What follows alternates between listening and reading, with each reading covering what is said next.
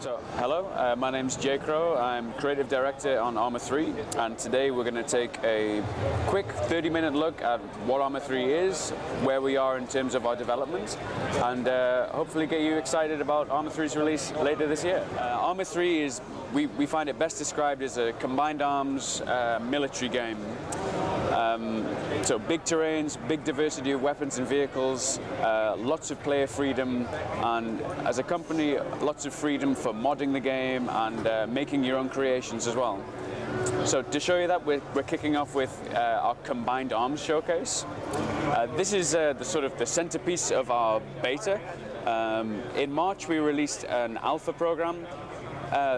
With that, we were talking about getting the core of the game, the infantry, working really well, getting it into the hands of our community, the public, get some feedback on that. We were really happy with how that went, and so now we're moving through to our beta program. What that means is a bit more firepower, a few more logistical options. We can see that evident in this showcase. We've got the we have an attack helicopter overhead. We have an armored vehicle in support of our attack. I've got a big AT weapon on my back as well. With Arma 3, we bring obviously a lot of refinements, new technology, a nice new lick of paint with DirectX 11. But at heart, it's about giving the player a simple set of tools, a clear objective, and then the freedom to execute that however he feels best. So in this particular case, we're just going down the valley, using the support of our armored vehicle and our attack helicopter, and capturing an enemy position. There he is. This mission can play out differently every time. I think this time our support helicopter was shot down before he could give us too much help. And sometimes our armored vehicle will get blown up, and that really changes the complexion of a mission.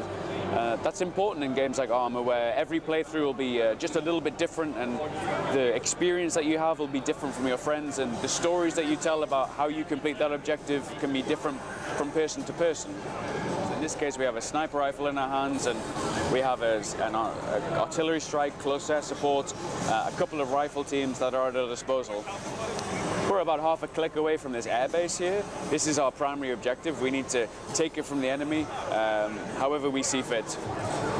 So I'm up here on an observation point, and down here we're told there's an enemy AA patrol that we have to take out. I can choose to achieve this objective however we want. Maybe for the purposes of this demonstration, I can use my sniper rifle, again a new weapon that's part of the beta, part of the firepower that's on offer with Arma 3's beta. And I have to take out this enemy air patrol. Maybe I'll leave one of the guys alive just to see what happens. If I take both of them out, that's going to make life a lot easier for my close air support, which will help me engage the armored vehicles, which I don't have the have the weapons to be able to deal with personally. I can also show you calling in a mortar strike is very simple in Arma 3. Just select the right option, call in the number of rounds that you like, and in about 60 seconds, the mortars will make their way from where they're being fired, a few clicks south of my position, and splash on this target over here.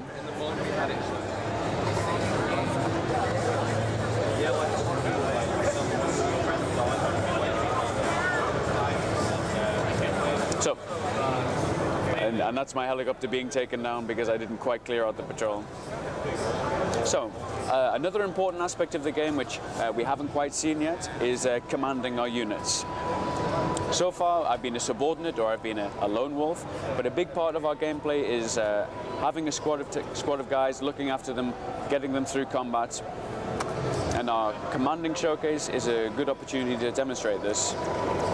We want to introduce complexity slowly to the player, so in this case I just have 4 guys that I need to look after. Again, our objective is very simple. We need to find some way of getting to this town and defend it against an incoming enemy attack. My AI guys are relatively autonomous. They'll follow me around, they'll engage targets on their own. I can choose to do a few things like set their combat stance, so here I've made them take a knee, or if we're under fire I can force them to go prone, but generally they'll look after themselves. talked about firepower and logistics at the start of our presentation. Here's what I mean by the logistical option. It's one of our new trucks. This, big distances are a fundamental part of what it is to play Arma 3. And things like this transport truck and the transport helicopter that we saw at the start help you navigate and can take big squads of guys around the island. I'll quickly jump in. Because what I want to talk about is the quality of Arma 3's vehicles and the attention to detail we have on things like this cabin, which is wonderfully detailed by our artists. And every weapon, every vehicle in Arma 3 is drivable like this. They all have fully modeled interiors. Little details like the exhaust and the wheels turning in the way that they do. They're just small things that work together to help increase the quality of the game, and I think it's a real step up from what we've seen in Arma 2.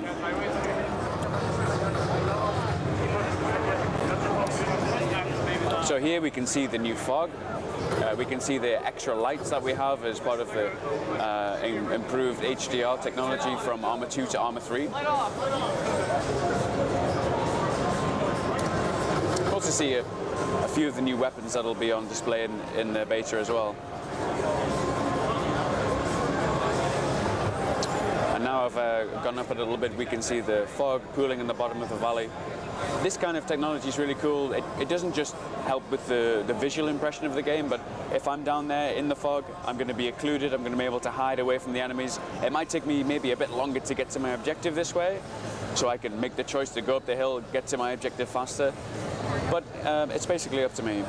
Multiplayer is a big part of what it is to play Arma 3, and the beta is no different, offering 2 new co-op scenarios. It also gives me a good opportunity to show you the new faction that's in game. In the alpha we had red and blue. The beta will be bringing green. This doesn't just mean a new set of vehicles and weapons, but new options for mission makers.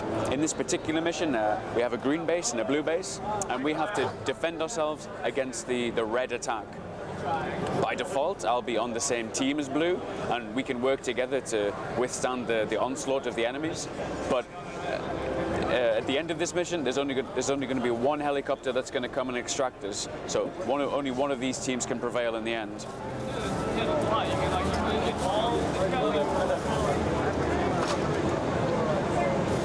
It's something like a horde mode. We're not reinventing the wheel with this, but we definitely like to make it Arma style. So you get very basic equipment to begin with.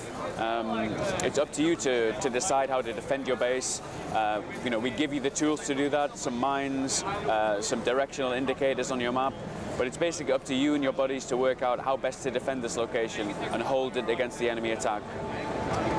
Another new exciting piece of playable content that we have, though, is challenges. This is something like a competitive game mode, competitive but with an Arma in the Arma style. We don't think it's appropriate for our game to give points for headshots or get you to kill 50 guys in a couple of minutes. But what we do want to do is test your skill and your accuracy against the clock. Firing drills, and there's 4 of these that's going to be offered in the beta, offer this opportunity. And also they help players get familiar with the way weapons and movement are handled in Arma 3. So I'm going to move across this course of fire, targets are going to pop up, I'm going to follow my waypoints, I can use a variety of weapons to take them down, and the idea is to do it in the quickest possible time against the clock.